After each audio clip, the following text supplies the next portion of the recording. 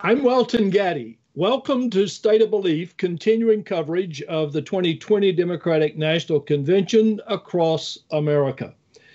We've seen effective political messaging opposing Donald Trump from lifelong Republicans, some of the most powerful by the group, the Lincoln Project. Is that messaging and this Democratic National Convention going to reach any voters who see themselves as conservative? There's no one better to ask that question to than a man who was an effective and respected leader of the anti-abortion movement for decades and understands better than most how the right, particularly the powerful religious right, thinks. And so Reverend Rob Schenck, Executive Director of the Dietrich Bonhoeffer Institute. Rob, I can kind of be sure that you're saying the right thing because I grew up that way too, and as you know, you did indeed. So we'll be on the same listening place. I don't want to typeset you, but you know how these folks think, and I would love your thoughts on how this convention and these candidates are likely being received in the circles that you and I know. Well, Welton, first of all, it's always a pleasure to be in conversation with you, and you were actually out ahead of me in that conservative world because rather than reflect on our difference in age, I would just like to say you are the venerable and I am not. So you got a few years on me, and I want to grow up to be like you, by the way. But I will tell you, the last time I voted for a Democrat was 44 years ago when I cast a vote for Jimmy Carter. Why? Because he was the born-again candidate in the race. He was unashamedly a Christian, and I thought that would be very good for the country.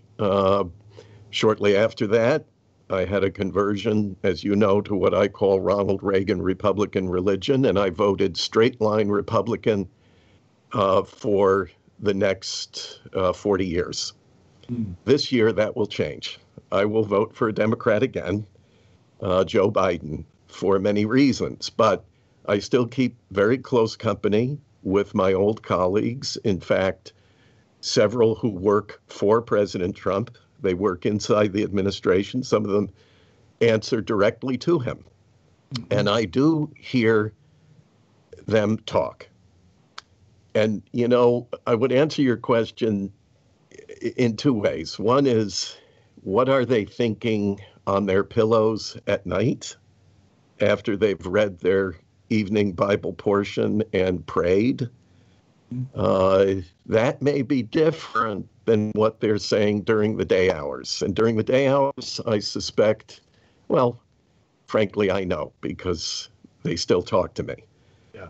And they continue to be frustrated by the president's boorishness, his vulgarity, his contemptuous language for others, his violations of the Constitution. And yet they feel that the policies he is enacting are worth the trade-off of all of those things, which I think points to the demoralization of both the politically conservative culture and the specifically conservative Christian culture in this country. I think an enormous amount of damage has been done there. But there's a certain frustration because they know that Joe Biden and Kamala Harris and other Democrats project a more Christian disposition and demeanor. And it frustrates them that their favored man does not. And yet they're going to manage that problem. So it's a conflicted response to all of this. Rob, is there anything the Democrats can say or do that would begin building a bridge to cross the divide and bring us closer together? Yes, yes. And I think they started with the opening prayer last night, delivered by a good friend of mine. In fact, we were on Zoom together this past week. He never mentioned to me that he was opening the Democratic National Convention in prayer. That's how humble he is. He never mentioned a word about it. And that's Reverend Gabriel Salguero of Florida, both a pastor, a humble pastor, a shepherd of souls, loves his people, preaches from the same Bible every one of my other evangelical friends preach from. You wouldn't know any different from, a Baptist church. Anyone that I know would love Gabriel's preaching, the praise and worship in his church.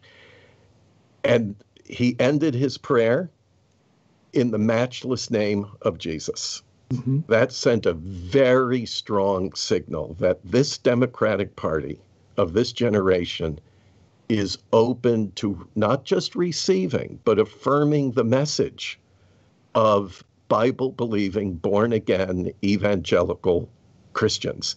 That's very, very important. But the other thing is simply sending a message that we're ready to sit with you and listen seriously to you. I've already been invited into that conversation by Josh Dickinson, the new faith director for the Biden campaign. His background is thoroughly evangelical, grew up in a Moody Bible Institute family of graduates. He was a leader in Campus Crusade for Christ, now working for Joe Biden's election, and I'm working with him. So we're seeing something we haven't seen in the past, which is an open door and an extended hand, if only virtually these days because of the pandemic, welcoming evangelicals not just to the table, but to the stage. And that's really, really important. I think that's going to go a long way for Democrats this time around. I'm just curious, could you have ever imagined that even with so much death and suffering in this country, that community would stay almost unanimously on the side of Donald Trump? No, I had hoped, prayed, and worked for that day not to come. I was never sold on Donald Trump. In 2016, I wrote in an alternate Republican name when I voted. But most of my friends and colleagues did go over and eventually enthusiastically embrace him. However, I will tell you, there is a crisis of conscience, quiet, very quiet.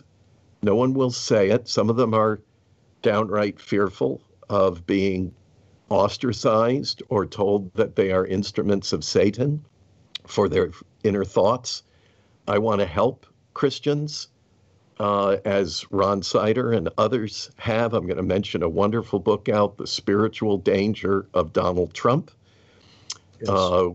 Which is a good read. The top 30 evangelical thinkers, theologians, Bible teachers in this country. So there's help here, and there's a whole bunch of us quietly finding one another. And there comes a time where we have to say there are some things more important than the appointment of federal judges, and that is the heart, soul, conscience, and dignity of our national leaders. We said it when Bill Clinton was in office. We must say it now. And I'm hoping that it won't be the same 81% that are reporting their support now. I think it is somewhat less than that, and maybe even fewer by the time the election day, election day is done. Rob, it's we're out of time, but I've got to ask you one more question, and then ask you to be as brief as you can on answering it. Sure. Because you can answer this and it's important. What do Democrats need to say to get the attention of people who actually might be persuadable but view the party as to pro-choice are unacceptable in some other way without losing their core supporters? We need to find a new way to talk with one another about abortion. I think Christians are ready for that. They're tired of the combat, but they're looking for an open discussion. I think if that were to be said, it would help a lot. Reverend Rob Schenck is the author of the book Costly Grace, an Evangelical Minister's Rediscovery of Faith, Hope, and Love. It's a good book. You would enjoy it. Rob, thank you so much for being a part of this very important conversation. Look for more of our convention coverage, including interviews with leaders, activists, and delegates all week at stateofbelief.com. I'm Welton Gaddy. Thanks for watching.